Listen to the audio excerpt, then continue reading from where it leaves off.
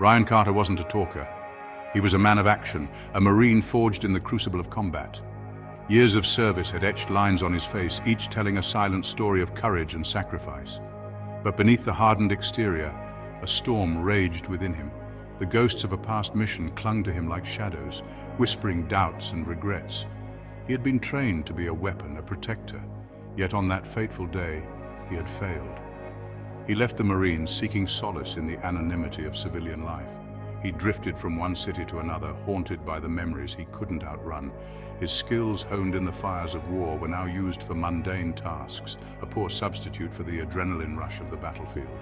He tried to bury the past, to find peace in the ordinary, but some wounds run too deep, some scars refuse to fade. Ryan Carter was a warrior adrift, searching for an anchor in a sea of uncertainty. He tried to drown his demons in work, in the roar of engines and the grime of grease, but the past was a relentless pursuer, its grip tightening whenever he closed his eyes. He knew he couldn't outrun his demons forever. Sooner or later he would have to confront them. He just didn't know when or where they would find him. The mission had started like any other, a routine extraction in a hostile land. But the intel was flawed, a fatal error that painted a target on their backs. The firefight was brutal, a chaotic symphony of gunfire and explosions. Men fell around him, their cries cut short by the cold embrace of death. Ryan fought with the ferocity of a cornered animal, his training kicking in as he mowed down the enemy, but it wasn't enough. Not that day. The face of the woman he failed to protect haunted his dreams. A silent accusation, a constant reminder of his failure. He could still hear the echo of her screams, the desperate pleas for help that went unanswered. The guilt was a lead weight in his gut, pulling him down into a dark abyss of despair. He had sworn to protect the innocent, and he had broken that vow in the most devastating way. He tried to rationalize it, to tell himself that he had done everything he could. But deep down, he knew it was a lie. He could have done more. He should have done more. The weight of his failure was a heavy burden to bear, one that threatened to crush him under its weight.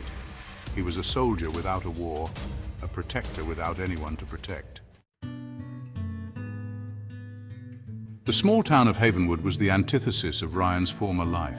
Nestled amidst rolling hills and whispering pines, it was a place where time seemed to move at a slower pace. Life here was simple, predictable, and that was exactly what Ryan craved. He had taken a job at Joe's garage, finding solace in the rhythmic clang of wrenches and the pungent aroma of motor oil. He was just Ryan, the quiet mechanic, not Ryan Carter, the decorated Marine. The work was honest, grounding. It kept his mind occupied, his hands busy. He didn't talk much, preferring the company of engines to the complexities of human interaction.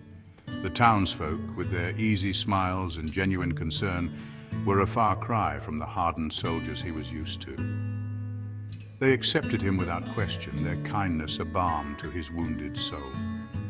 But even in the tranquility of Havenwood, Ryan couldn't escape the ghosts of his past. They lurked in the shadows, waiting for him to let his guard down. Every time he closed his eyes, he was transported back to that fateful mission, reliving the horror, the guilt, the crushing weight of failure. He was a stranger in a strange land, a warrior masquerading as a mechanic, seeking redemption in the hum of engines and the scent of gasoline. The sleek black sedan rolled into Joe's garage, its engine purring like a contented cat. It belonged to Sarah, a single mother new to Havenwood. She was having trouble with the car's GPS, a minor electrical fault. As Ryan leaned into the dashboard, his trained eye caught a glint of something out of place. It was a small black device, expertly hidden beneath the steering column, a GPS tracker. Ryan's instincts, honed from years of combat experience, screamed a warning. This was no ordinary tracking device. It was military grade, the kind used by professionals. Someone was watching Sarah, and they didn't want to be found. But why? What secrets did this seemingly ordinary woman hold that would warrant such surveillance? He considered his options. He could go to the police, but something told him this went deeper than a simple stalking case. He could ignore it, pretend he saw nothing. But that went against every fiber of his being. He was trained to protect, to stand up for those who couldn't stand up for themselves. And something told him Sarah was in very real danger. He just didn't know how deep the rabbit hole went. Yet.